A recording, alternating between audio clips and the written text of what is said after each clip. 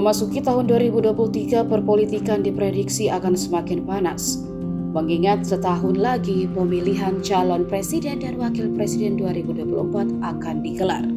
Di tahun 2023 inilah mereka yang sudah menyatakan maju Pilpres akan terlihat makin bergerilya demi mendulang suara. Banyak yang menyebut jika 2023 adalah tahunnya politik, meski saat ini baru Anies Baswedan yang sudah mendeklarasikan diri sebagai calon presiden 2024. Namun untuk siapa pemenangnya dilihat berbeda oleh Ki Kusumo. Ahli supranatural itu justru punya pandangan sendiri mengenai sosok pemenang Presiden RI 2024 mendatang. Dari ramalannya, ciri-ciri yang akan menang Pilpres nanti justru yang tidak terlalu berambisi dan malah sering cengar-cengir.